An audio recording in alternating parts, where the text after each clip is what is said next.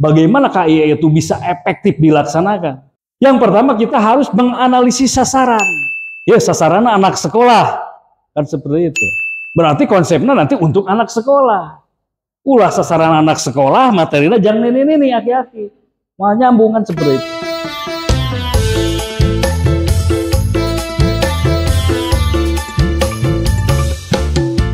Assalamualaikum warahmatullahi wabarakatuh. Alhamdulillah wa syukurillah wassalatu wassalamu ala rasulillah wa ala alihi wa sahbihi wa mawalah amma ba'du. Terima kasih pada jajaran penyelenggara, Bapak Ibu sekalian. Mohon maaf yang sebesar-besarnya dikarenakan ada 3 agenda barusan yang harus diselesaikan. Pertama ada pertemuan GOW, saya menugaskan Bu Sekdis.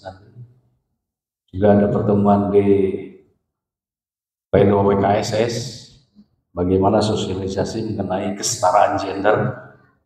Ini juga penting untuk dilaksanakan, karena sebuah pembangunan tidak akan berarti tanpa partisipasi aktif kaum ibu. Makanya saya hadir di sana, merasa berkepentingan bagaimana sebuah konsep pembangunan berbasis gender itu bisa diterapkan dari mulai tingkat desa. Saat ini saya ketemu dengan teman-teman ketua TPPS tingkat kecamatan. Terima kasih Pak Sekma, Kepala PT Puskesmas, Kepala PT DKB, teman-teman penyuluh. Intinya bahwa hari ini kita akan mencoba menyamakan persepsi bagaimana penanganan stunting itu sebenarnya harus kita laksanakan dengan baik di tingkat kecamatan. Sebelumnya saya ingin menyapa dulu dengan pantun.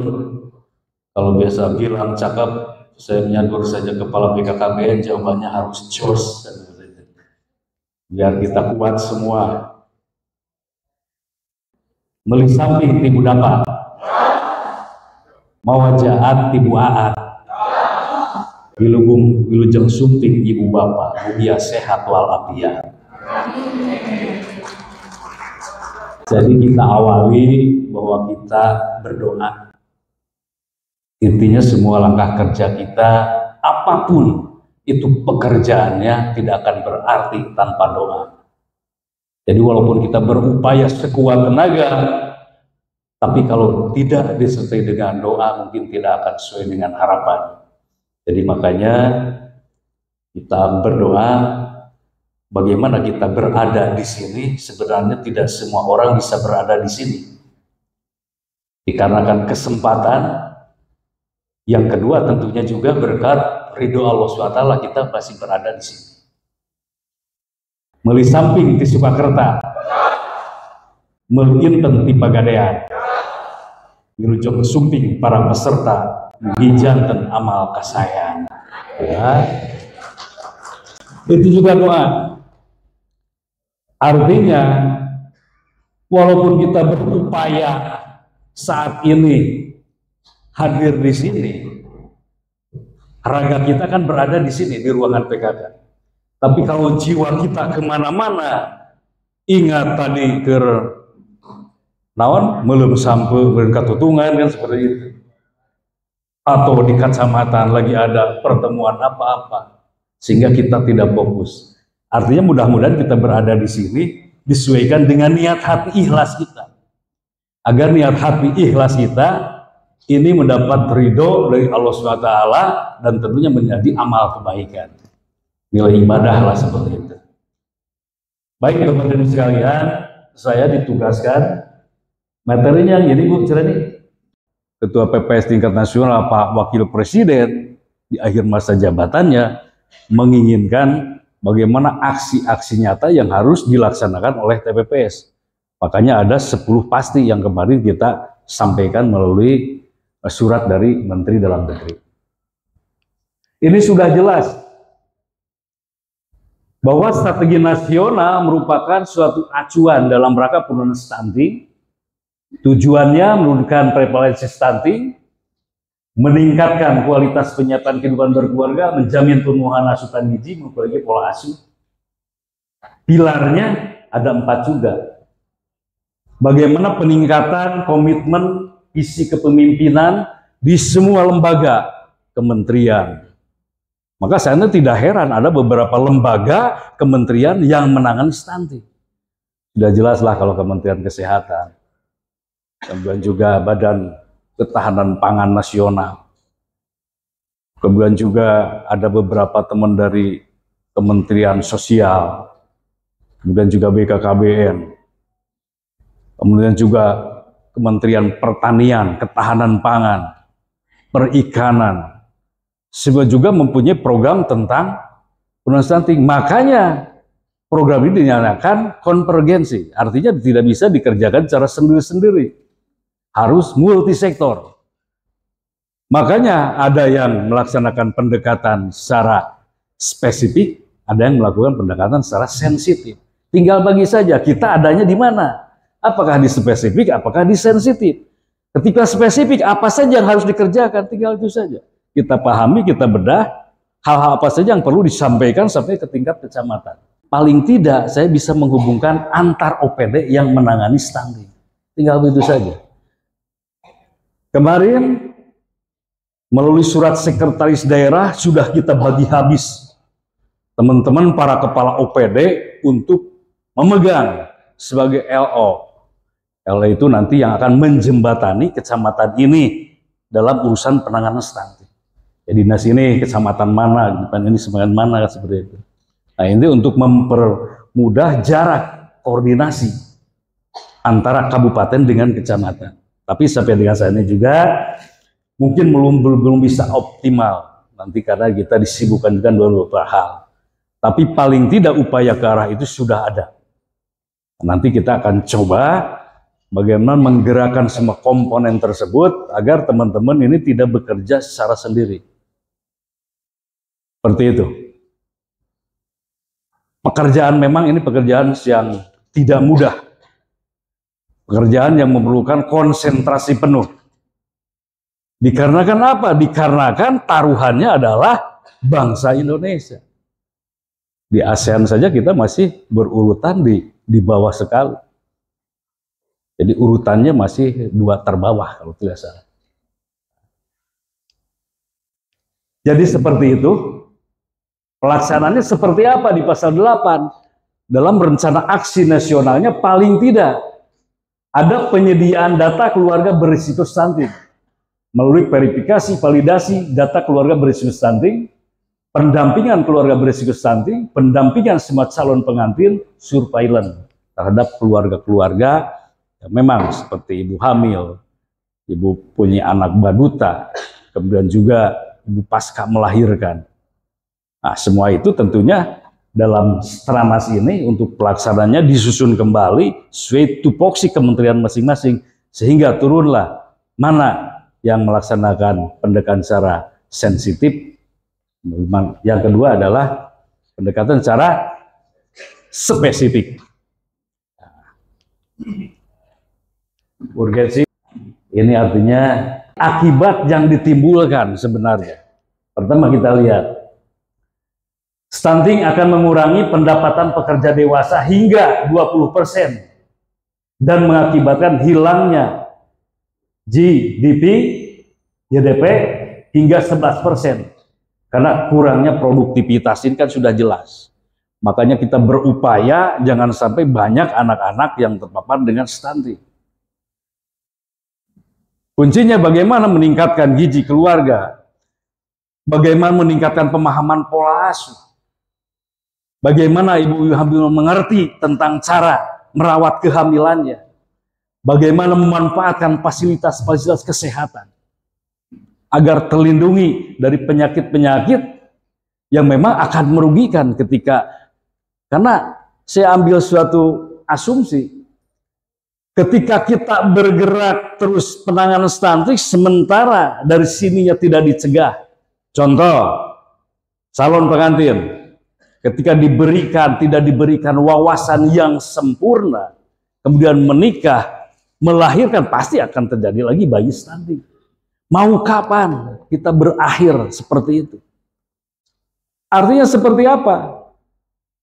Artinya kembali lagi, TPPS yang dibentuk susunannya seperti apa, sampai dengan saat ini evaluasi di kecamatan masing-masing, berapa menurut survei kesehatan, berapa menurut SSGI, kemudian berapa jumlah posyandu yang ada di kecamatan itu, apakah jadwalnya sudah tersusun dengan baik? Saya kira dari tahun 80-an juga jadwal posyandu sudah cukup bagus. Artinya jangan menyalahkan jadwal. Artinya dari jadwal tersebut bagaimana TPPS membuat suatu program kerja agar jadwal tersebut bisa efektif. Apakah rakor di kecamatan saat ini khusus pembahasannya tentang bagaimana penanganan stunting atau masih belum? Atau apakah minilog misalnya yang dilaksanakan hanya oleh petugas KB saja? Bisa saja terjadi kan seperti itu. Itu yang perlu disambungkan tadi di soldera. No, ini kekurangannya ini, dikurangan ini. Sehingga pada akhirnya nanti mana yang benar sensitif, spesifik itu sudah jelas. Sebenarnya seperti itu.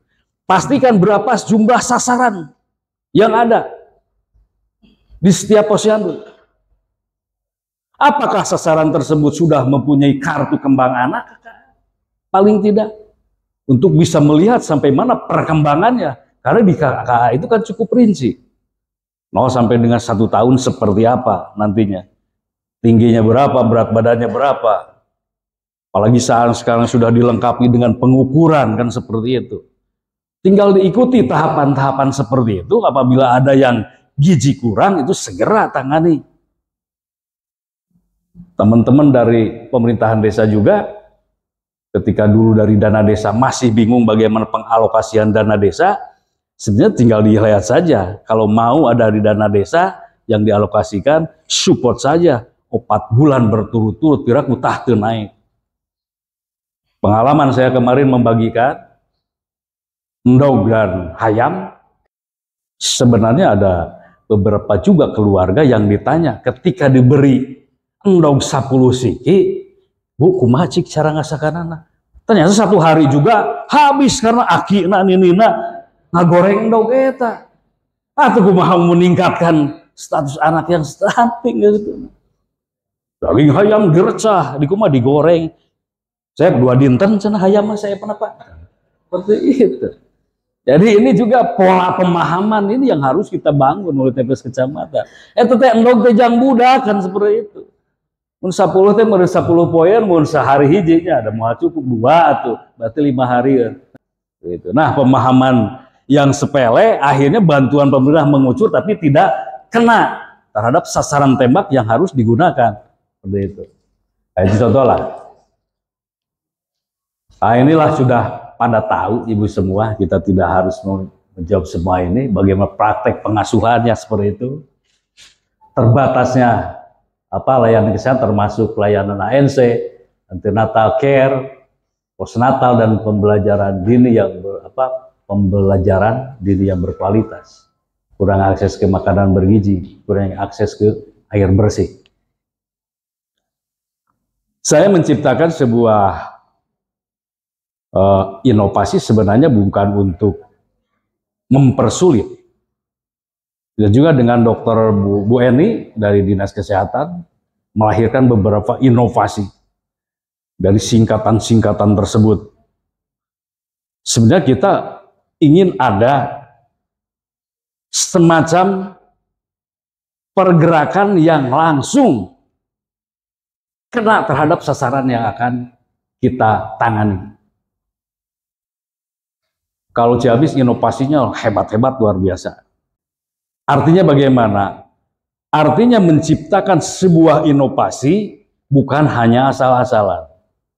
Tapi saya merasakan sendiri ketika inovasi itu muncul berawal dari sebuah permasalahan yang ada.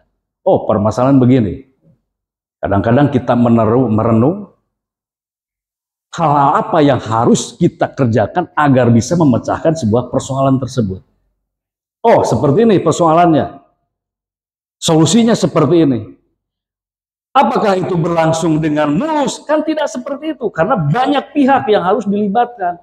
Nah itu, ketika melibatkan berbagai pihak, kadang-kadang aya nu lah, maka tilangkung, mangga tilangkung, ngiringan, kan bingung. Kalau kita dilibatkan dalam pendekatan spesifik dan sensitif, ketika berbicara mangga tilangkung, seperti apa coba yang harus kita lakukan? Nah makanya, alhamdulillah beberapa inovasi dari Dinas Kesehatan dan dari kita itu mendapatkan apresiasi sebenarnya di Polres Jawa Barat setelah melalui beberapa kali uji tahapan. Untuk apa ya? Untuk Ciamis, agar penanganan stunting ini lebih terarah, terencana, dan hasilnya juga bisa diandalkan. Ini tren capaian angka stunting 2018 sampai dengan 2000. Ini percepatan penurunan stunting. Sisa waktu tinggal 1 tahun. Nah itu tahun ini laju penurunan stunting 2022 sampai 2023 hanya 0,1%, melambat. Terjadi pelambatan penurunan prevalensi stunting dalam 2 tahun terakhir. Prediksi tahun 2023 hanya turun sebesar 0,1 poin dari 22 SKI 2023. Arahan Bapak Wakil Presiden pada rapat tim pengarah dan pelaksanaan TPPS Pusat 19 Maret 2004 harus dilakukan analisis mengapa terjadi pelambatan penurunan prevalensi stunting pada 2 tahun terakhir. Dengan mempertimbangkan kondisi di atas dan waktu yang tersedia untuk implementasi program, nampaknya target penurunan prevalensi stunting dapat menjadi 40% tahun 2020 akan sulit dicapai.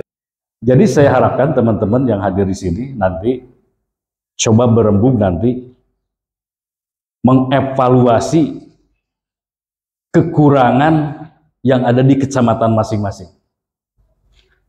Pertemuan, dari sisi siapa yang bergerak di sensitif, spesifik. Ini kelemahannya apa? Coba yang saudara tangani sesuai dengan tupoksi. Oh ini.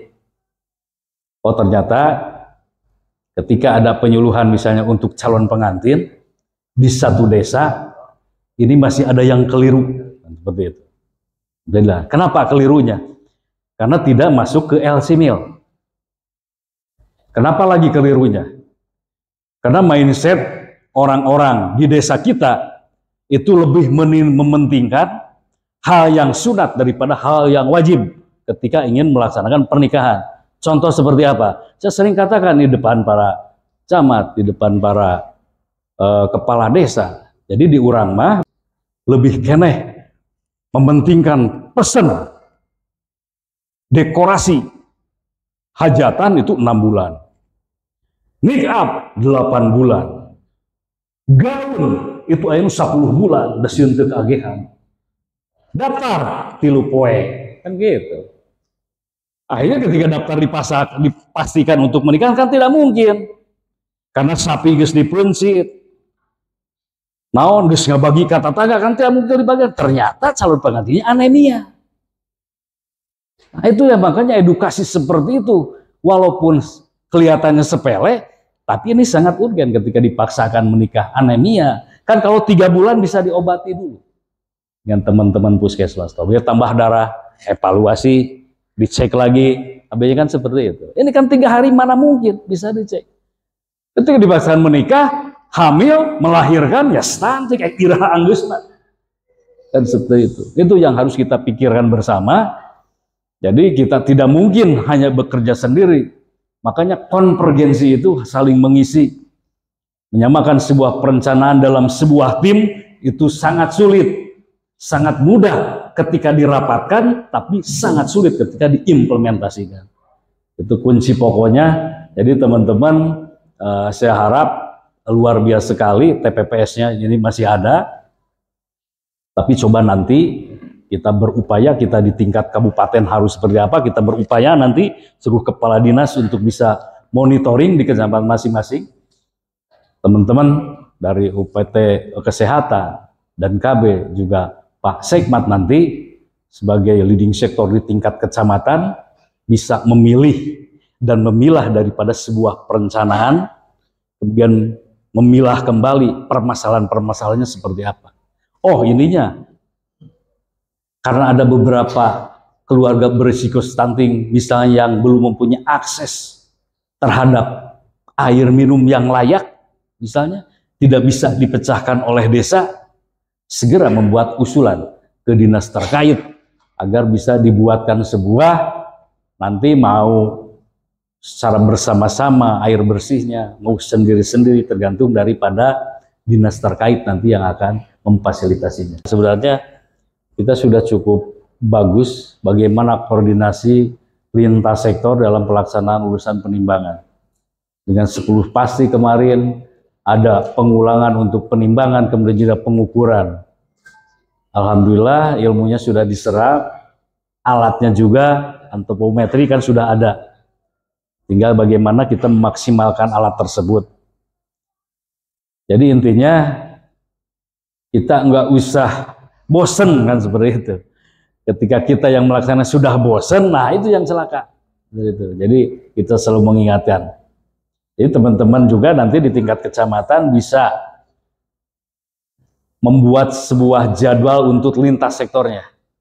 Untuk tidak hanya posyandu itu diikuti hanya oleh misalnya petugas lapangan KB dan kesehatan. Silakan nanti mau melibatkan Karang Taruna, melibatkan organisasi kewanitaannya seperti apa, semua potensi cik dites.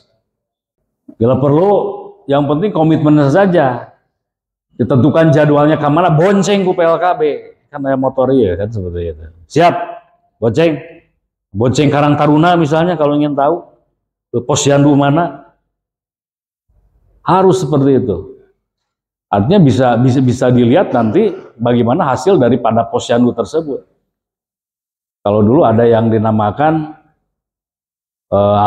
gizi buruk kan seperti itu.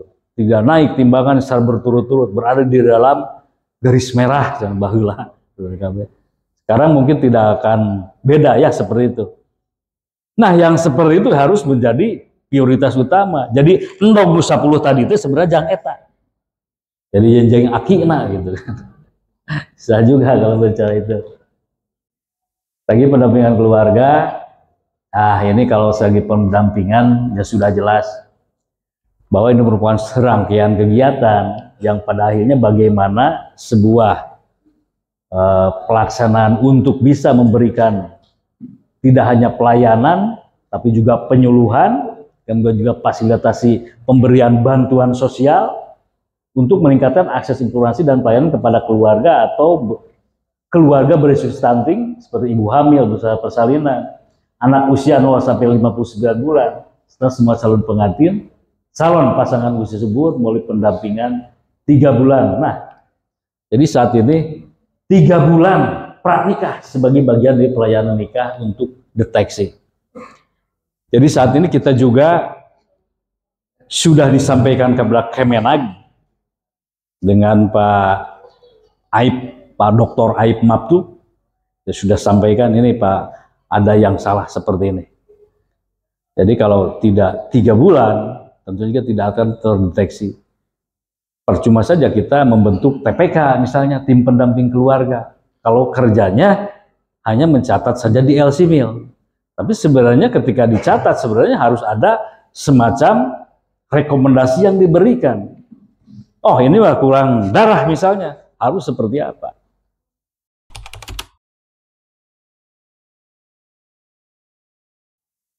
Jadi sebenarnya tidak tercatat di LCMIL. Ketika ditanya sudah daftar di LCMIL, ngahulang. Ketika ditanya oleh saya, ari bapak badai ngalaksanakan nikahkeun putra teh kumaha cik bapak teh? Nabi langsungnya cenah ka KUA. Aska desa cenah kan gitu. Oh, ari bapak terante aya LCMIL. Henteu cenah. Jadi masalahnya maka saya panggil, ketika itu sekian ini mah.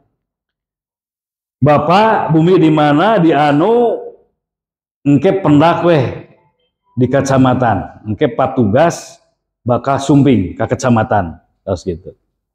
Seri ayonya kan gitu. Nah ternyata datanglah ke kecamatan. Saya tunggu-tunggu 1 hari, 2 hari, 3 hari. Tidak ada lagi, oh berarti kawin nggak tulus gitu. Berarti sapi selamat dipencit kan gitu. Nah, karena ketidaktahuan itu menyebabkan juga mereka kalang kabut. Ternyata gara-gara tidak daftar di LC-Mil, manehna geus kenyataan gitu, berarti kan apa? Berarti edukasi ini yang harus kita tingkatkan. Jadi teman-teman yang bergerak di LC-Mil, bagaimana sosialisasi ini nanti? Ini apresiasi ini Pak Sekmat Sindakasih, YouTuber, luar biasa sekali, tapi nanti diedit lagi lah ya. Pak Ari juga lagu-lagunya keren, luar biasa. Lagu yang menggelegar dulu ketika pembukaan Porda Jabar, Porprov ya. Porprov, oh ternyata bikinan Pak Ari ini kepala puskesmas luar biasa. Dinyanyikan oleh band Master Plan asal Kabupaten Ciamis yang sudah menjuarai kan di tingkat nasional dalam ajang mencari bakat ya. Oh ya. Potensi-potensi itu sebenarnya kalau kita kumpulkan, ini akan menjadi sebuah kekuatan. Kalau Perpres 72 2021 secara nasional aja seperti ini. Dari Sabang sampai Merauke tidak ada yang beda. Tapi yang membuat kita beda adalah kreativitas dan inovasi yang dikembangkan untuk mencerna atau menguraikan sebuah peraturan ini ke dalam bentuk-bentuk local wisdom, kearifan lokal kita. Misalnya udah cukup di bejana di najumahan jang posyandu teh nya lamun biasa kitu mah biasa. Lamun ke jadi itu biasa diberi surat undangan leuheun paham semua. Nu teu paham mah meureun ka kadi buang kan seperti itu. Ketika diumumkan setelah jumahan, ibu-ibu enjing Sabtu aya posyandu, pasti mereka isa ngadangu cari geus tanggal sakieu. Pasti seperti itu. Artinya sebuah kebiasaan yang baik itu yang harus dipertahankan. Jangan kebiasaan yang baik menjadi hilang tanpa tergantikan dengan sebuah inovasi yang baru. Kan seperti itu. Ya mah inovasi teu aya. Anu baheula alus dileungitkeun. Kan seperti itu. Akhirnya kita akan terpuruk terhadap sebuah permasalahan yang akan menimpa terhadap kita semua. Ya udahlah. Ini fokus TPK udah, pendampingan keluarga berbasis alur output alat bantu TPK ini sudah jelas, TPK sudah ada dana bidang. Jadi pesan kunci pendampingan keluarga ini adalah ini: koordinasi pelaksanaan pendampingan keluarga, pencatatan dan pelaporan. Berkoordinasi dengan TPS kaitan dengan rencana kerja, sumber daya, pemecahan kendala, pelaksanaan pendampingan keluarga di lapangan yang tadi saya sudah jelaskan. Yang kedua, pelaksanaan pendampingan keluarga, penyuluhan, fasilitasi, pelayanan rujukan, dan fasilitasi penerimaan program, bantuan sosial, keberhasilan prioritas, percepatan penerimaan stunting sesuai dengan kebutuhan. Jangan sampai salah sasaran. Seperti itu. Jangan sampai ada keluarga beresiko stunting tidak tahu bantuan yang didapat itu. Karena sebenarnya banyak sekali bantuan yang didapat. Entah dari PKH, kemudian kan dari Dinas Kesehatan, dari Badan Ketahanan Pangan. Terakhir adalah pencatatan dan pelaporan. Ini adalah sebuah hal yang harus diperhatikan. Karena tanpa pencatatan dan pelaporan, upaya kerja kita, upaya keras kita tanpa dicatat dan dilaporkan itu akan dinilai tidak ada gawe. Jadi cek Pak Ika mah menyadur dari Pak Ika, urang teh bakal capek gawe teka naon? Teka punten, gitu kan? Capek gawe tapi teka punten soalnya tidak dicatat dan dilaporkan. Karena saat ini pemerintah provinsi pusat evaluasinya adalah dari laporan-laporan yang masuk. Ketika kita telat saja melaporkan itu tidak akan kanilai kan seperti itu. Makanya dengan teknologi informasi setelah selesai kegiatan buat laporannya seperti apa kemudian laporkan dan seperti itu. Jangan sampai angkewe jam 2 dilaporkan poho sabinggu ditagih itu evaluasi di pusat. Nah seperti itu. Pentingnya TPK, penghasilan data. Intinya bagaimana sebuah sistem diciptakan di Indonesia, saking gawatnya stunting di Indonesia, semua kementerian juga terjun untuk penanganan stunting, semua sistem juga diciptakan, berbagai aplikasi itu juga diciptakan. Yang paling utama adalah bagaimana ending daripada sebuah kegiatan ini sebenarnya ada cuma satu. Bagaimana efektivitas, peran, dan fungsi TPPS itu saja. Pak, kendalanya dana, seperti itu. Saya sedang berjuang kan seperti itu. Mudah-mudahan saja. Adalah, saya juga kasihan kan kepada teman-teman yang di TPPS kan seperti itu. Tapi kalaupun sekarang belum, kan koordinasikan saja. Ada beberapa dana yang ada di UPTDKB, yang ada di Dinas Kesehatan. Di kesehatan kolaborasi seperti apa. Paling tidak bisa menjawab lah, paling tidak. Menjawab. Jadi orang mah ulah kena-kena can aya KTPPS langsung danana cari cingge. Nah, itu yang saya takutkan kan seperti itu. Karena orang lain juga saat ini sedang bekerja semaksimal mungkin.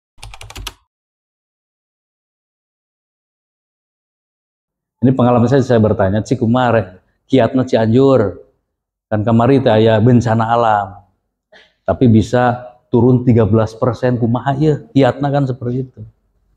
Kan luar biasa sekali, hampir tertinggi penurunannya di Jawa Barat. Ya. Ternyata teman-teman semua, pertama adalah yang mereka bicarakan tahu terhadap permasalahan yang harus dipecahkan. Realistis kan seperti itu. Jadi ketika ngalaksanakan pagawean teh geus jelas eta nu kudu diomeanana kan gitu. Ibaratnya ketika ada air mengalir di tengah jalan, jol-jol becek itu kan seperti itu. Ketika tidak mempunyai rencana, wah berhenti ditu kan, orang teh jauh-jauh kan begitu. Ternyata kan tidak ada. Ternyata ketika di sini ada yang ngaburial, ternyata paralelnya bocor. Jadi yang diperbagi paralel nanu ieu nu bocor kan seperti itu. Jadi kuncinya itu teman-teman di Cianjur.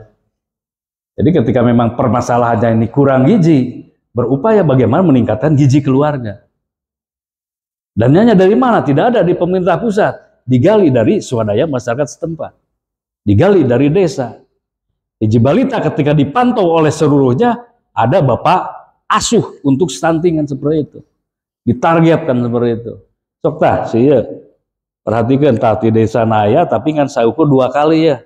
Pemberian makanan tambahan, sok sahan ubade. So, jadi ada lelang kepedulian. Sehingga pada akhirnya si bayi tersebut pada waktunya naik timbangannya dan terbebas daripada. Nah itu yang aksi-aksi seperti itu yang memang mudah untuk diucapkan, tapi sebenarnya sulit untuk bisa dikoordinasikan. Tapi saya yakin kalau di Kabupaten Ciamis, di desanya ini sangat solid sekali. Saya lama menangani desa, hampir sekitar 9 tahun dari mulai ada dana desa. Saya kira ketika pemerintah pusat dulu meragukan kemampuan orang-orang desa untuk mengelola dana desa 1 miliar, di Rakornas pada waktu itu, saya mengacungkan tangan, jangan ragu pemerintah pusat. Artinya cek paribahasa Sunda mah, lamun mercaya ulah cangcaya, mun dipercaya ulah codeka. Tahu ya kuncinya apa? Jadi artinya ketika kita diberi sebuah kepercayaan, laksanakan sesuai dengan kemampuan kita. Lanjut. Peran camat dalam akselerasi percepatan penurunan stunting. Ini sudah jelas kebijakannya, penurunan stunting seperti ini. Di Perpres 72-nya sudah tertera. Nanti Bu Treni bahan-bahan ini nanti tolong nanti disampaikan kepada Pak Sekmat dan yang lainnya. Artinya di pasal 10 ayat 3 dijelaskan bahwa dalam rangka pelaksanaan program dan kegiatan percepatan penurunan stunting, pemerintah provinsi, kabupaten, dan pemerintah desa melakukan penguatan perencanaan dan penganggaran, peningkatan kualitas pelaksanaan, peningkatan kualitas pemantauan, evaluasi, dan pelaporan, peningkatan kapasitas sumber daya manusia. Sinergi urusan program dengan RPJM tahun 2020 sampai 2024. Ini jelas pembangunan manusia, pembangunan ekonomi, pembangunan kewilayahan, transformasi pelayanan publik. Pembangunan manusia contohnya dilakukan melalui penguatan SDM, di kecamatan menciptakan SDM yang berkualitas dan berdaya saing. Artinya apa? Sumber daya manusia memang harus dibina dan diciptakan. Tidak bisa ujung-ujung lah kayak ayah nu jangkung, Pak Dokter Rijali kayak misalnya jangkung kan seperti itu. Kan tidak seperti itu. Mungkin juga orang tuanya nanti mengerti tentang gizi sehingga menjadi tinggi. Kalau bapak saya anaknya banyak mungkin karena ngurusnya aja jadi sakil jangkungnya kan seperti itu. Artinya seperti itu. Artinya kualitas sumber daya manusia ulah diibaratkan kayaknya bakal layak. Tidak seperti itu. Harus diciptakan sejak dini. Makanya bagaimana pemerintah sekarang begitu pentingnya terhadap calon pengantin untuk memberi pemahaman agar menikah itu tidak dilihat dari enak-enaknya saja. Tapi bagaimana merencanakan sebuah keluarga yang nantinya menghasilkan keturunan-keturunan yang akan melanjutkan keluarga mereka harus berkualitas. Arti berkualitas adalah keluarga yang dibentuk berdasarkan atas perkawinan yang sah, mampu memenuhi kebutuhan hidup, baik material maupun spiritual, bertakwa kepada Tuhan Yang Maha Esa, mempunyai hubungan yang serasi, selaras, seimbang antar anggota keluarga dengan masyarakat dan lingkungannya. Itu yang dinamakan berkualitas, kan banyak panjang. Lah, karena orang meges benghar, mobil boga, penghasilan apa ketika dikaitan mempunyai hubungan serasa seimbang dengan keluarga, anggota masyarakat lainnya, kena kan terkena. Belum tentu itu dikatakan berkualitas. Makanya itu, teman-teman semua, pembangunan ekonomi sudah jelas, jembatan sebagai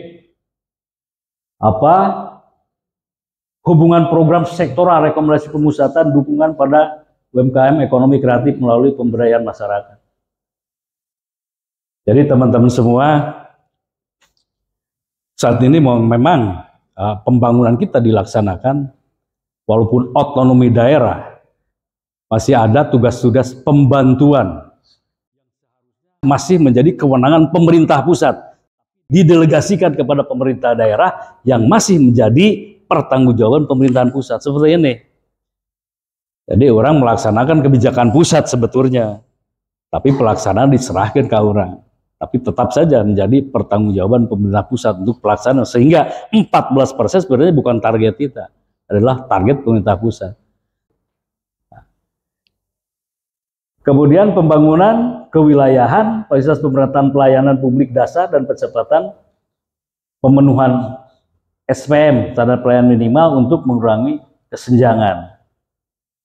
Ini sudah jelas ketika memang suatu wilayah, makanya tadi teman-teman harus bisa sebenarnya yang menjadi permasalahan kewilayahannya apa? Apakah jalan misalnya, atau misalnya akses ke pertumbuhan pusat-pusat pertumbuhan ekonomi yang masih kurang. Itu harus jelas dulu.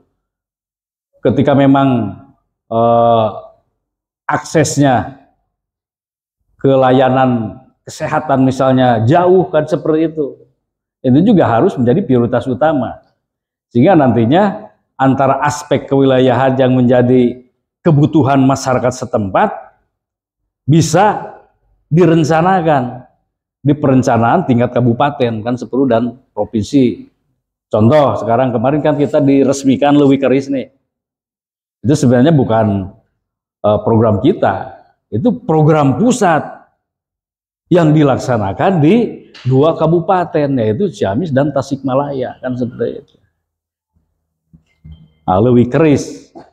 Mungkin sekarang ketika saya hari Jumat kemarin ke sana, airnya masih tergenang di bawah kan nanti. Nanti saat ini kan musim hujan nih. Mungkin akan berbeda lagi ketika 2 minggu naiknya akan seperti apa air di sana. Setelah airnya naik, mungkin juga nanti pertumbuhan ekonomi akan muncul di sana. Karena kemarin juga baru 1 hari diresmikan Nudagang terus ayahnya. Nudagang mah sudah ada di sana. Walaupun jalannya masih kena letik kan gitu. Nah, kamari mah teu sieun, karena di pagar awi tak kikieureun tina pagar ge teu sieun karena airnya jauh. Tapi nanti mungkin akan takut ketika airnya sudah naik. Nah, itu juga mempengaruhi, salah satu contohnya seperti itu, teman-teman. Transportasi pelayanan publik sudah jelas lah itu. Nah, jadi ini. Jadi standar pelayanan minimal ini sebenarnya dipengaruhi oleh pendidikan, kesehatan, sosial, ketentraman, dan ketertiban umum, perumahan dan pemukiman, kerjaan umum dan tata ruang. Hal-hal ini tentunya ketika dikaitkan dengan TPPS, dinas-dinas mana yang terkait, tentunya juga dikaitkan dengan pendekatan sensitif yang tadi dan spesifik. Peran camat dalam PP 17 menjalankan urusan pemilihan umum, sudahlah nanti di copy saja, ini sudah pada pinter para camat di tingkat wilayah yang pada intinya ada kewenangan yang bersifat atributif dan delegatif di sini. Ketika berbicara atributif, ini koordinasi kan seperti itu. Membina, mengawasi, melaksanakan urusan. Ketika delegatif, itu menjelaskan sebagian urusan pemerintahan yang menjadi kewenangan daerah. Salah satunya stunting menjadi urusan pusat, didelegasikan kepada TPPS provinsi, kabupaten, dan kecamatan. Ini juga merupakan suatu kewenangan yang harus dilaksanakan dengan baik.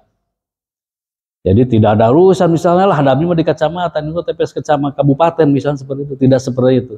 Karena ada kewenangan-kewenangan yang melekat di dalam kewenangan yang bersifat delegatif. Seperti itu. Kriteria pelayanannya, proses sederhana, objek perizinan. Nah, ini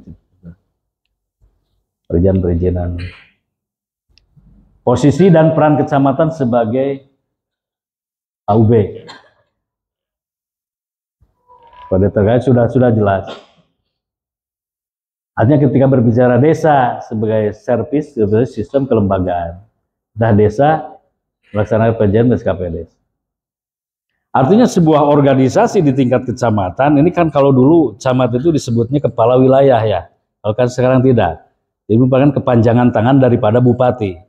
Jadi petugas yang juga oleh bupati untuk bisa melaksanakan kewenangan yang tadi, delegatif dan atributif kan seperti itu. Peran camat. Ini tidak akan bisa bekerja sendiri.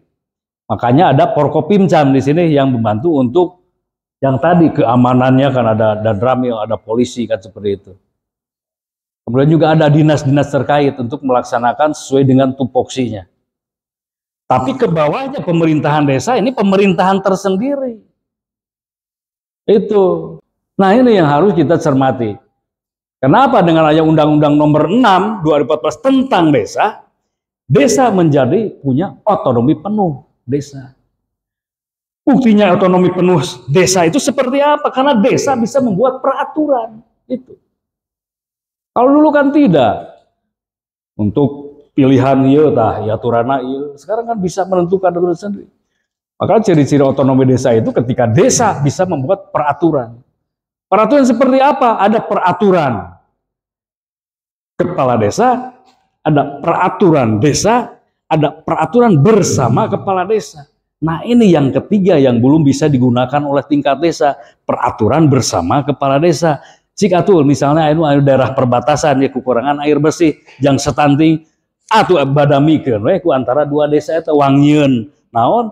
Misalnya ayah sumber cairna di desa A, tapi desa B pengen ya sumber cairna di ditu atuh modalna jang penampungan nanti desa B. Buatlah sebuah peraturan bersama kepala desa, sebuah peraturan untuk bisa memecahkan permasalahan masyarakatnya di dua desa itu dengan kesepakatan bersama melalui peraturan bersama kepala desa. Nah teman-teman, jadi kadang-kadang kita suka kaku dalam menentukan hal seperti itu. Termasuk juga pariwisata. Ketika saya dulu jalan-jalan ke daerah, ada yang namanya Gunung Kidul. Sekitar tahun 70-an Gunung Kidul terkesannya itu tandus, gersang. Tapi saat ini coba jalan-jalan ke Gunung Kidul. Sudah lain.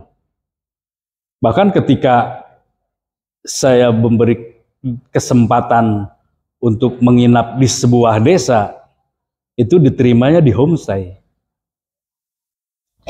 Ketika nginep di homestay, itu bayarannya bukan per kamar, tapi di tarifnya itu per orang. Tarifnya itu 400.000 per malam. Jadi ketika ada satu rumah homestay, ada 5 kamar, isinya 2 orang berarti untuk 10 orang. 10 kali 4 berarti 4 juta semalam. Ketika nginap 3 hari, 4 kali 3 berarti 12 juta. 12 juta kemana saja? 60% untuk yang punya rumah, 20% untuk desa, 20% untuk Karang Taruna. Itu pembagiannya. Luar biasa. Terus diajak jalan-jalan. Kemana? Ketika ada tempat homestay tersebut, ada salah satu desa, namanya itu Gunung Api Purba. Itu Gunung Batu Unggul. Saya lupa lagi di desa Ngelangeran kalau nggak salah. Gunung Api Purba. Yang mereka jual apa? Gunung batu. Gunung batu. Tapi berhasil mereka ciptakan dengan Karang Taruna perjalanan 1 jam. Itu ada trip 1 jam, orang teh lempang seseleket karena batu, lempang nguriling, start dia nguriling sajam, finish kan gitu. Tapi di tengah-tengah ada pemandangan. Yang 2 jam lebih tinggi lagi, yang 3 jam.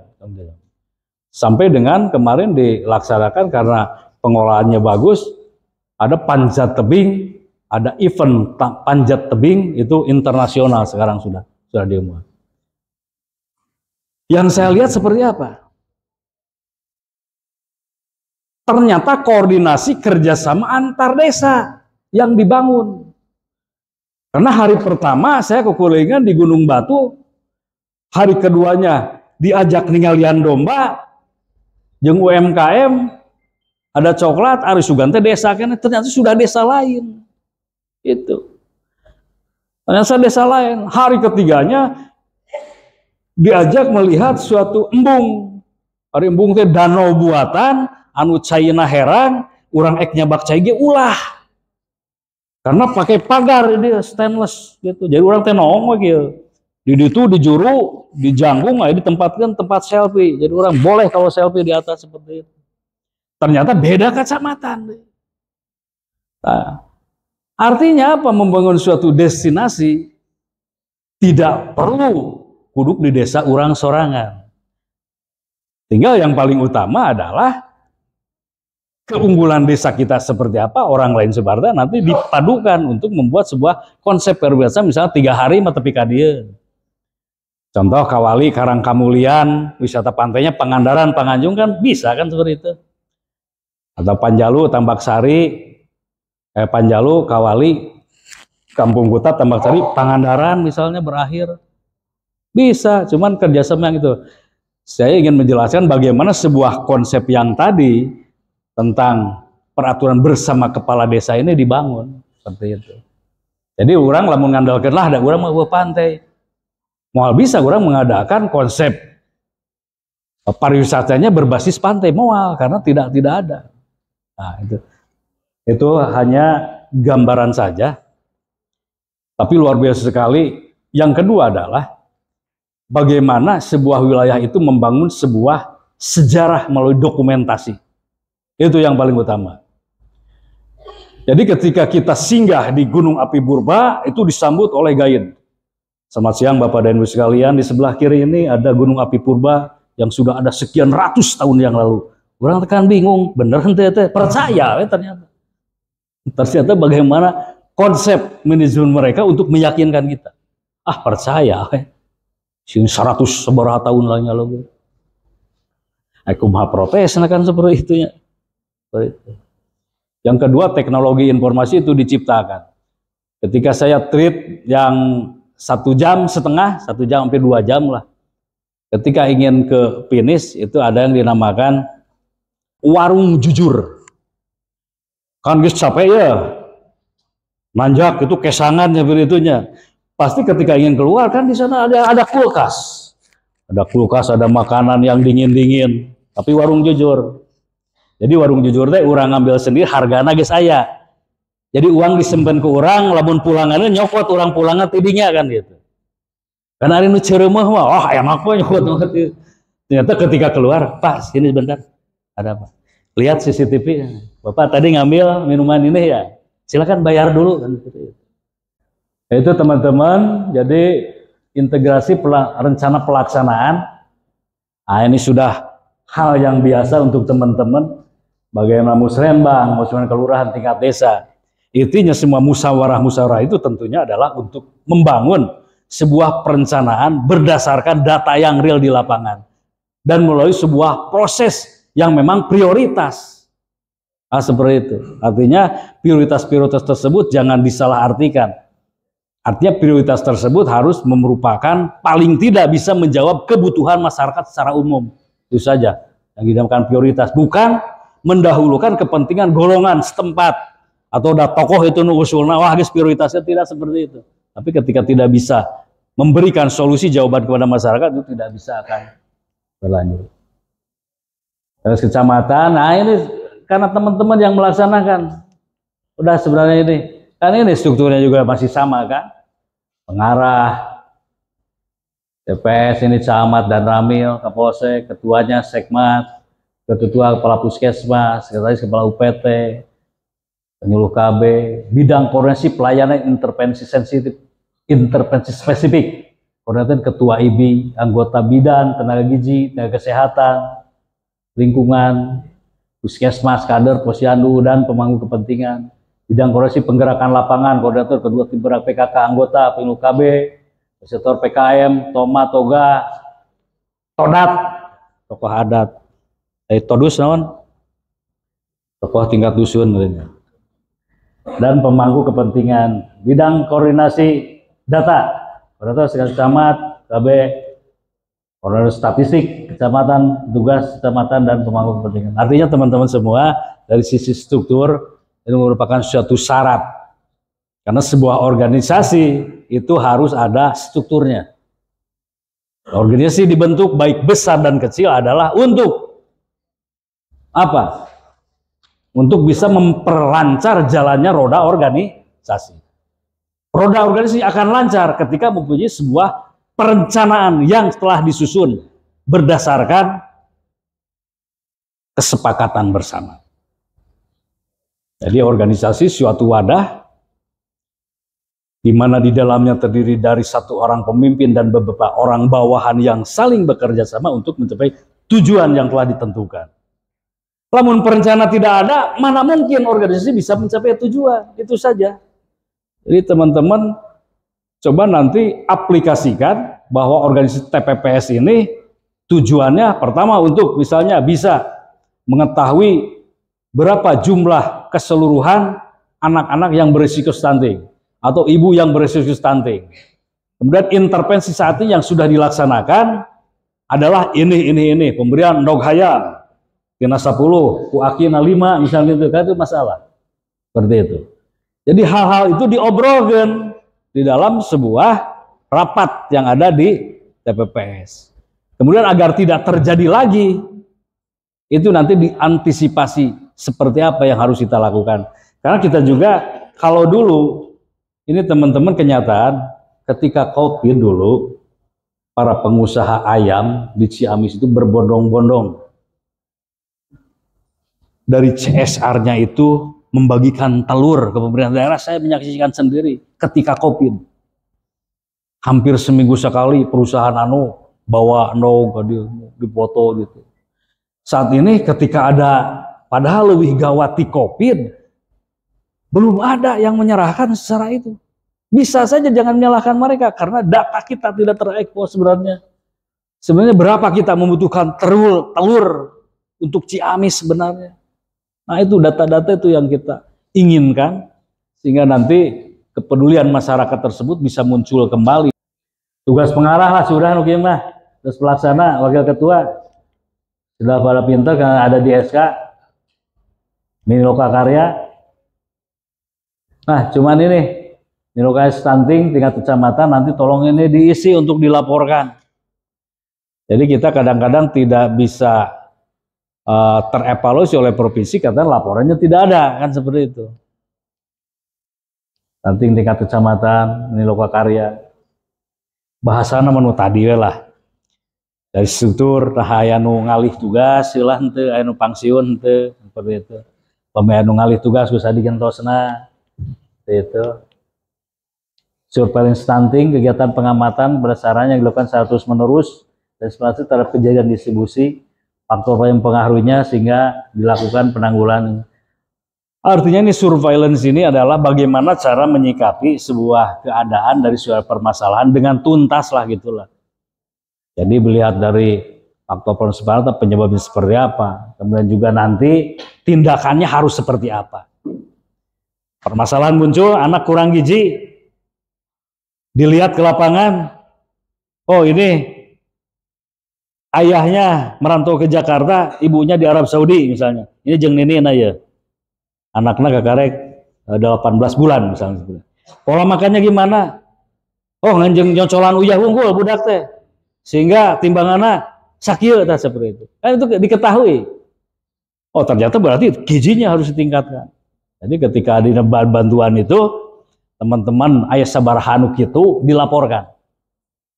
Ketika memang tidak ada di tingkat desa tersebut, para agnia yang ingin membantu, laporkan melalui Pak Camat nanti kontak langsung ke sini. Seperti itu ya, agar kita jelas nanti penganggaran seperti apa. Kita tidak maulah aset-aset SDM Kabupaten Ciamis nanti menjadi tertinggal. Karaos kupibados kumaha carana ripuhna main bola ngalawan disdik kan gitu. Urang lompat kan itu lompatnya dah hese itu. Umur geus kolot, tanaga eueuh, aya disdik baru udah ora kan gitu. Itulah komode pemain nasionalnya. Ah, begitu. Jadi bukan sebecusnya, tapi karena dilihat kualitasnya lebih bagus kan seperti itu. Dan ternyata benar jadi juara kahiji distrik kan luar biasa karena SDM-nya mumpuni. Ini POM-nya juga seperti ini. Itu teman-teman. Kegiatan inovasi ini yang tadi saya katakan ini banyak sekali. Kita juga ada Gerabah Stunting Manis ini bagaimana memberdayakan IMP, tim pendamping keluarga kan seperti itu. Ada juga lagu dari Sapagodos Band itu pemainnya aya nu cameuh-cameuh.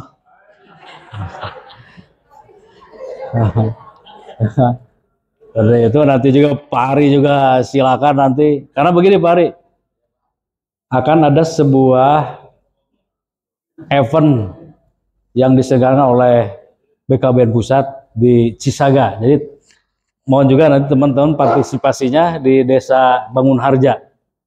Nah, kalau ada ide-ide kreatif khusus mengenai pencegahan stunting, kita tampilkan nanti di sana, Cisaga. Sekitar minggu ketiga lah kalau tidak salah nanti. Seperti itu. Itu ini juga luar biasa si keren Halo Cinta ini, Dokter Cinta, informasi kesehatan remaja.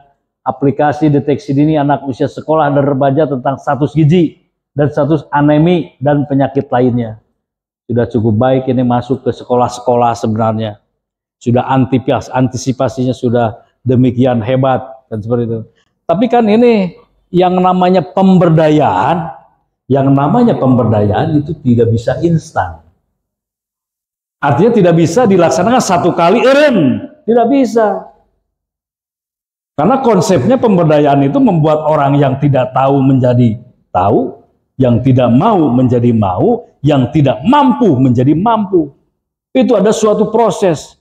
Yang tidak tahu menjadi tahu berarti ada proses edukasi. Bagaimana edukasi diberikan agar mereka mengerti. Ketika anak sekolah tidak cukup datang satu kali kan seperti itu. Bisa saja dengan konsep misalnya bagaimana pemberdayaan penanaman lahan di pekarangan sekolah, konsepnya seperti itu masuk dari teman-teman pertanian. Di sana edukasi kan seperti itu. Sehingga nantinya bisa dipadukan Dinas Kesehatan dengan cara meminum pil tambah darah dengan memakan makanan bergizi hasil olahan di sekolah. Jadi kan cina sok sebel, ada makannya. Karena harusnya nggak pun bojos gitu mah sok ayam murah di ambung nanti oh nya ketika dipadukan bareng itu ada semacam minuman misalnya kan bisa enakan seperti itu. Artinya sebuah konsep-konsep itu membuat orang yang tidak tahu menjadi itu edukasi. Edukasinya seperti apa? Disesuaikan dengan sasaran. Makanya konsep KIE yang harus diperhitungkan komunikasi, informasi, edukasi. Yang pertama adalah bagaimana KIE itu bisa efektif dilaksanakan. Yang pertama kita harus menganalisis sasaran. Ya, sasaran anak sekolah kan seperti itu. Berarti konsepnya nanti untuk anak sekolah. Ulah sasaran anak sekolah, materinya jangan ini aki-aki. Mau nyambungan seperti itu. Itu juga analisis sasaran oleh anak sekolah. Yang kedua, bagaimana pengemasan isi pesan. Nah, isi pesannya harus sebenarnya yang sesuai dengan karakter anak-anak sekolah. Isi pesannya.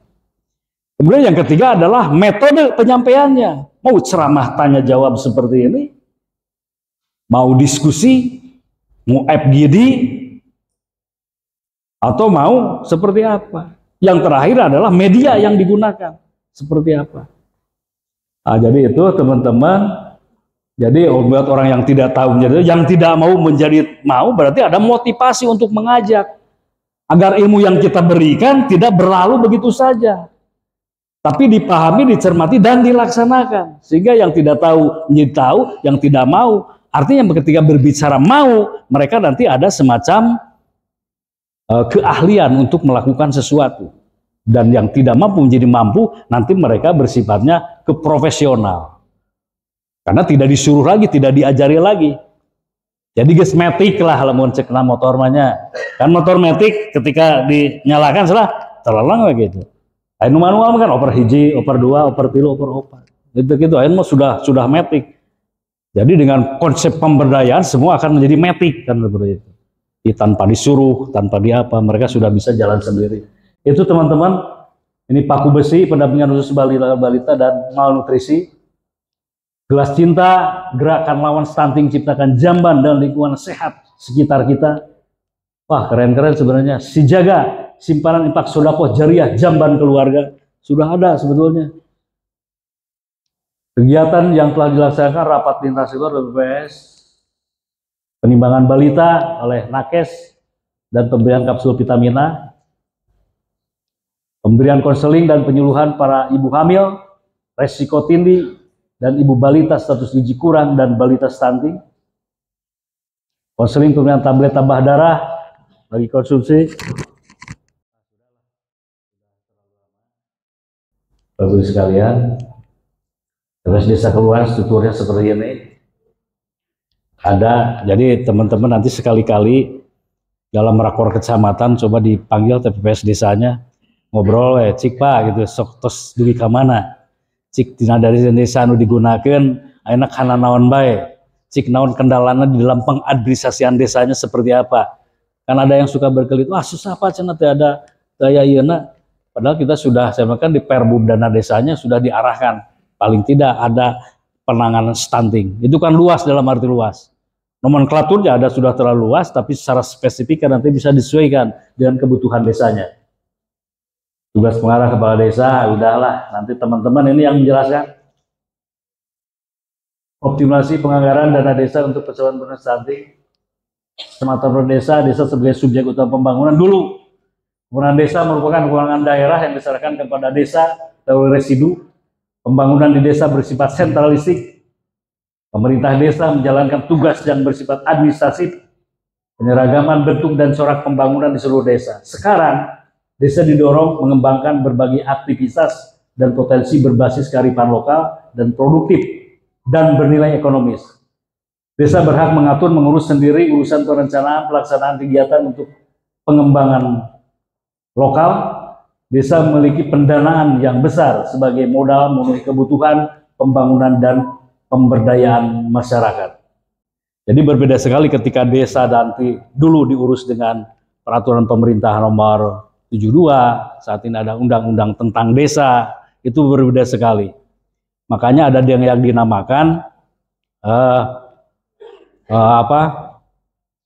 program-program yang bisa meluncur dari bawah, yaitu partisipasi masyarakat. Kalau dulu kan programnya meluncur dari atas ke bawah, secara langsung dilaksanakan oleh desa. Saat ini adalah banyak program-program yang diinisiasi oleh desa, untuk bisa dilaksanakan oleh desa itu sendiri berdasarkan skala otonomi desanya sendiri. Maka tujuan pembangunan berdasarkan undang-undang, meningkatkan kualitas, meningkatkan pelayanan publik, penanggulangan kemiskinan, menjadikan masyarakat desa sebagai subjek pembangunan. Semua undang-undang yang dibentuk sebenarnya untuk mensejahterakan seluruh masyarakat desa, seluruh rakyat Indonesia. Kalau dulu masyarakat hanya sebagai objek aja saran pembangunan, sekarang diharapkan menjadi subjek dalam setiap program pelaksanaan pembangunan. Tidak hanya masyarakat desa laki-laki, termasuk juga perempuan. Makanya ada yang dinamakan kesetaraan gender, kan seperti itu. Sama saja peningkatan pelayanan dasar, kan seperti itu. Teman-teman semua, landasan kebijakan SDGs, ini desa itu sebenarnya ketika berbicara desa mandiri, Ciamis kan sudah hebat, sekarang desa-desa mandiri. Sebenarnya ciri desa mandiri itu, sebenarnya ketika desa sudah mempunyai unggulan desa.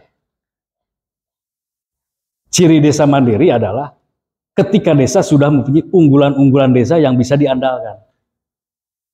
Unggulan desa tidak harus sama, disesuaikan dengan potensi wilayahnya. Ketika memang yang dikembangkan pariwisatanya, nggak usah mereka bergerak di bidang pertanian, karena lahan pertanian kurang, misalnya seperti itu. Konsepnya aja, udah untuk wisata pedesaan. Jadi yang dinamakan desa mandiri, ketika desa itu bisa hidup dengan hasil karyanya sendiri, mempunyai penghasilan asli desa, walaupun ditambah dengan penghasilan-penghasilan lainnya berdasarkan ketentuan undang-undang. Seperti itu. Ada yang langsung dananya dari pusat, dari rekening kas umum negara, langsung kepada rekening kas umum desa. Tidak nyangkut dulu di pemerintah daerah uangnya. Dari rekening kas umum negara, melalui KPPN, langsung ke rekening kas umum desa. Nah, kalau berbicara tujuan pembangunan yang berkelanjutan atau SDGs desa, arah pembangunannya ada 17. Saya masih ingat ketika Ciamis Pangandarannya lepas, berarti Ciamis tidak mempunyai pantai. Artinya lepas tentang pantainya. Makanya ketika berbicara tentang landasan SDGs desa, pertama adalah desa tanpa kemiskinan, desa tanpa kelaparan, desa sehat dan sejahtera, pendidikan desa berkualitas, keterlibatan perempuan desa, desa dengan air, minum, dan sanitasi aman, desa berencana, bersih, dan terbarukan, pertumbuhan ekonomi desa merata, infrastruktur dan inovasi desa, desa tanpa kemiskinan, pokoknya ada 17. Ada 17 teman-teman. Teman-teman semua, ketika berbicara kepala desanya yang bisa menangkap ini, kan ini harus dilaksanakan. Saya sudah perintahkan ketika 2014 ada dana desa. Ya coba sesuai dengan potensi wilayah dari 17 ini, paling tidak tilu di tahun anggaran dia bisa terlaksanakan apa saja, pilih di dia, kan seperti itu. Nah, tapi ketika berbicara misalnya, kan sebenarnya ini ada di dinas-dinas terkait. Ketika Pitar merencanakan sebuah perencanaan tingkat desa, pasti akan menggandeng dinas-dinas ini. Kan seperti itu. Desa tanpa kemiskinan berarti ekonomi harus ditingkatkan, desa tanpa kelaparan sama. Berarti harus ada faktor-faktor penggerak ekonominya, ketahanan pangannya harus kuat, kan seperti itu. Makanya saya sarankan kepada Pak Camat, Pak Sekmat, untuk membantu itu. Sebenarnya kita ada sebuah program yang dinamakan Kampung Keluarga Berkualitas, Kampung KB. Di Kampung Keluarga Berkualitas paling tidak bisa menjawab ke-7 SDGs ini, 17 SDGs. Karena apa? Karena yang diaktifkan adalah semua OPD yang nanti turun ke sini. Seperti itu.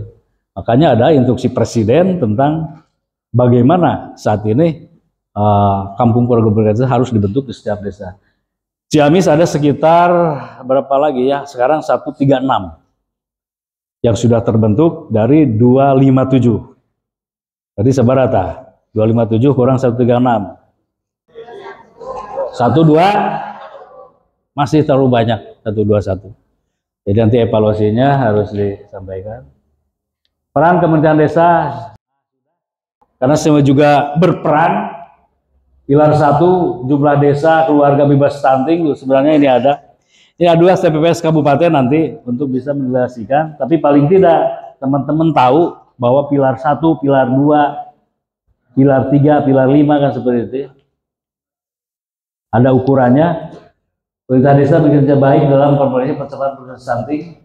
Indikatornya ini 90% atau 67.739 desa, pemerintah desa berkinerja baik sebenarnya tahun 2024. Sebaran 11%, 12.875 desa yang belum berkinerja baik. Perpres 72, peran pemerintah desa dalam penanganan pencegahan stunting. Desa mengordinasikan tadilah yang sudah dijelaskan. Tidak ada satupun unsur pemerintah yang tidak terlibat, termasuk pemerintah desa itu sendiri. Bahkan yang beri lokus, makanya lokus-lokus untuk lokus-lokus desa.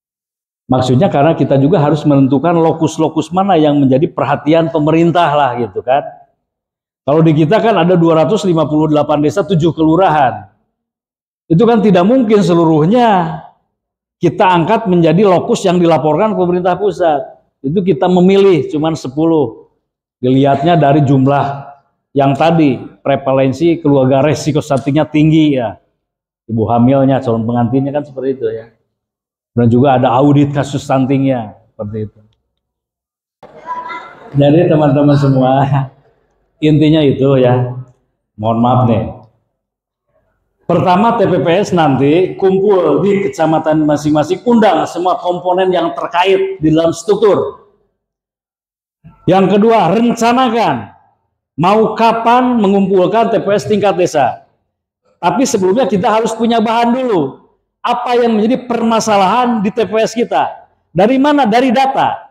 Panggil Kepala Puskesmas, panggil UPTKB, berapa keluarga berisiko stunting? Berapa jumlah balita yang tidak naik, misalnya 3 bulan berturut-turut? Berapa yang gizi buruk? Berapa ibu hamil yang terbanyak? Sehingga kita nanti membuat peta per desanya. Kalau yang banyak kasusnya itu merah, dimerahkan seperti itu. Seperti itu, biru, kuning, hijau lah dipetakan.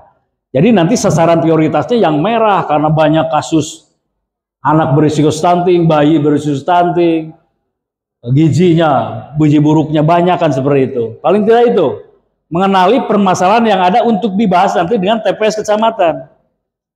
Kemudian implementasinya nanti adalah lihat lagi struktur pelaksanaan posyandu. Dibagi jadwal posyandu tersebut, ini akan dimonitor oleh siapa? Posyandu ini oleh siapa? Ini oleh siapa? Lipatkan juga tokoh-tokoh, bagi tokoh muda, tokoh agama, tokoh masyarakat untuk bisa memonitor. Jadi kita tidak bekerja sendiri. Semua terlibat di sana. Paling tidak mereka tahu, oh geding kieu lain ngasaukur ningali di TV stunting-stuntingnya, oh ternyata hese. Nah, seperti itu nanti kita akan lari kepada bagaimana menciptakan sebuah lelang kepedulian nanti. Seperti apa?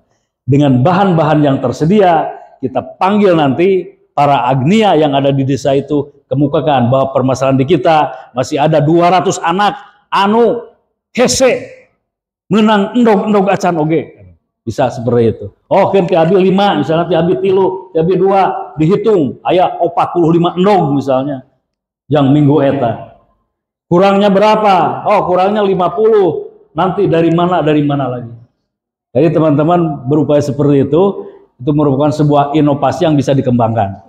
Burung ciung berbulu panjang, indah warnanya belang kaki, walaupun kita bertemu jarang, tapi tetap cinta dalam hati. Assalamualaikum warahmatullahi wabarakatuh.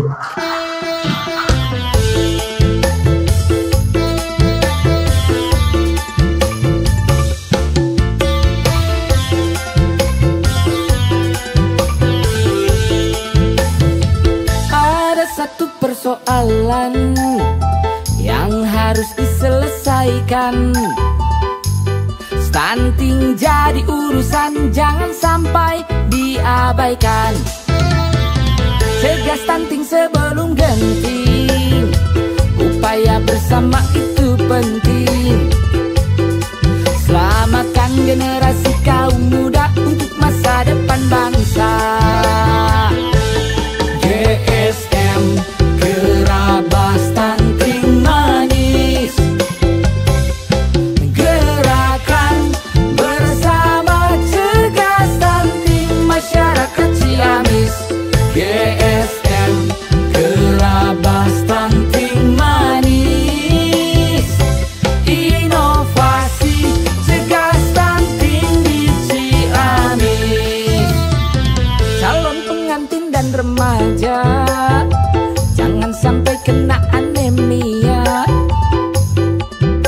periksakanlah dengan segera supaya sehat sentosa.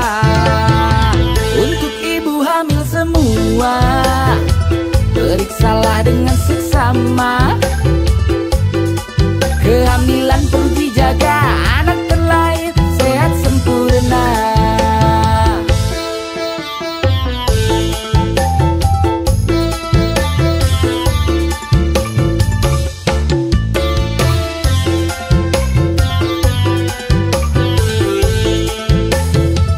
Selamatkan anak baduta dari stunting yang melanda. Makanan bergizi menu utama, sanitasi pola asuh jangan lupa. GSM Kerabah Stunting Manis, gerakan bersama cegah stunting masyarakat Ciamis. GSM Kerabah Stunting Manis, inovasi cegah stunting di Ciamis. GSM Kerabah Stunting Manis, gerakan bersama cegah stunting masyarakat Ciamis.